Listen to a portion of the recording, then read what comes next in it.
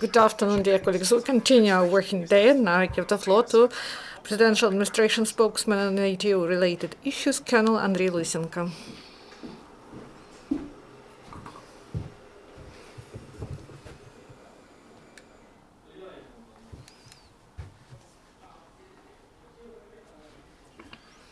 Good afternoon, dear colleagues.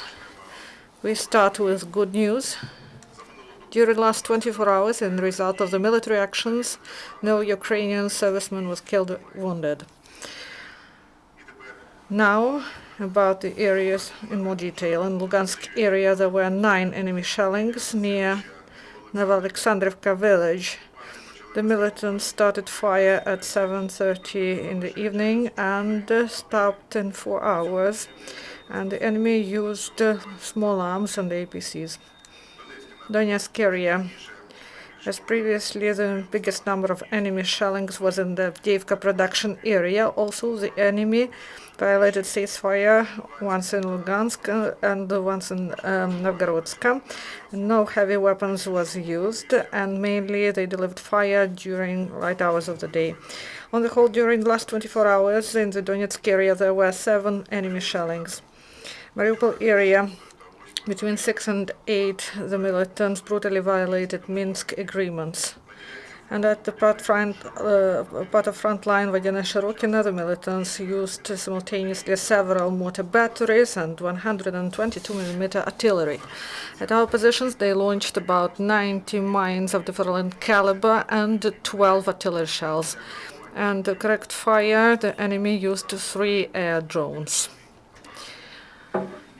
And also another hot area is Marienka. There, the militants from 6 to 11 in the evening delivered 9 shellings, and they used small arms.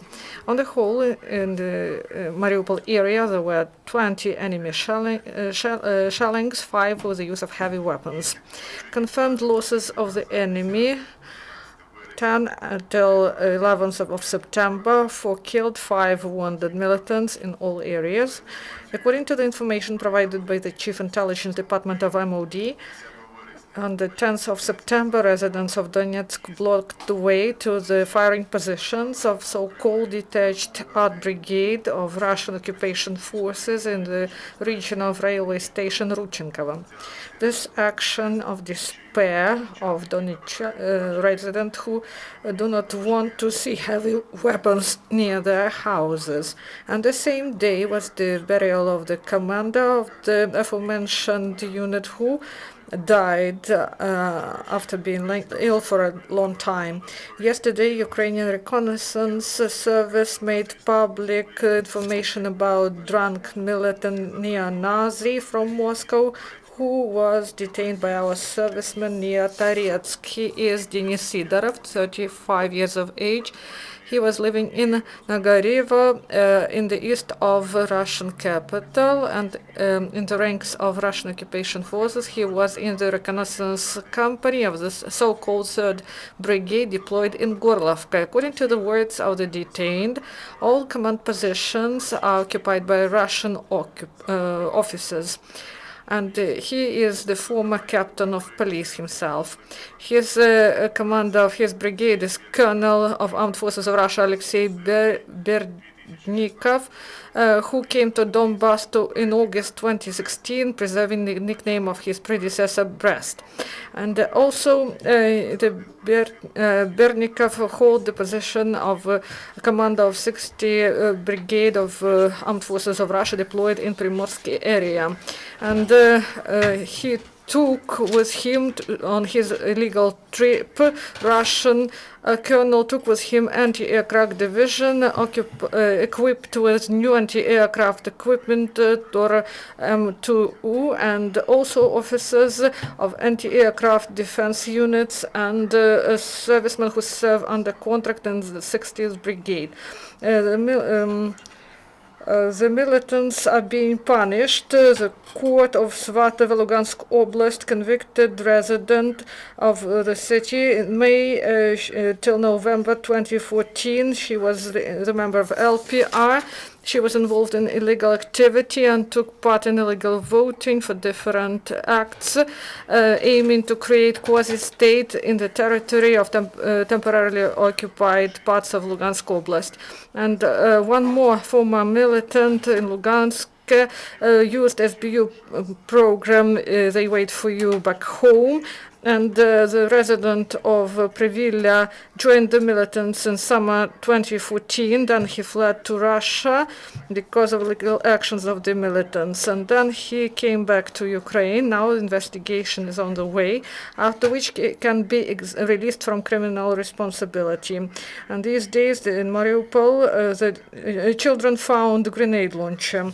It was identified that they were playing in an abandoned house in Kalmytsky region, and they found this dangerous object among the ruins. Ukrainian tankists demonstrated their battle skills. Yesterday there was the day of tank forces, and the Red B battalion underwent training. They carried out tasks in the ATO area, and now they are in the region of withdrawal, but they are in the state of constant battle readiness. And the reservist training is on the way. Several hundreds of land troopers were parachuted in Mykolaiv Oblast. Also, preliminary, they underwent training and worked on the elements of land training. And also in the National Academy of National Guard of Ukraine, there were some celebrations, and new guardsmen were sworn in. And this year, 134 students were sworn in, and the first-year students will be 283 officers to be. And among the first-year students, 30 participants of military actions, 34 graduates of military lyceums, 6 representatives of military dynasties, and 7 candidates of Masters of Sport. And on occasion of Day of Tank Forces, the President awarded Captain Alexander Lavrenko from 93rd Brigade with the Star of Hero of Ukraine, who sacrificed his life for independent motherland. This brave officer was the commander of the tank crew, and he took part in heated battles near Pisky. They seized the positions of the militants, who continuously shelled the positions of Ukrainian servicemen in the Donetsk airport. On the 21st of June 2014, the captain was heavily wounded, but he fought until the end against the occupants, and he decided to blow up his own tank, not to become a hostage and not to leave the tank to the enemy. By sacrificing his life, he stopped the counteraction of the enemy, and this is the example of the strength of Ukrainian spirit and fighting for the motherland despite all dangers. And we remind to you that Pisky is under control of Ukrainian forces. This is all. If you have questions, please ask. Thank you, Colonel. Now questions. Do you have questions?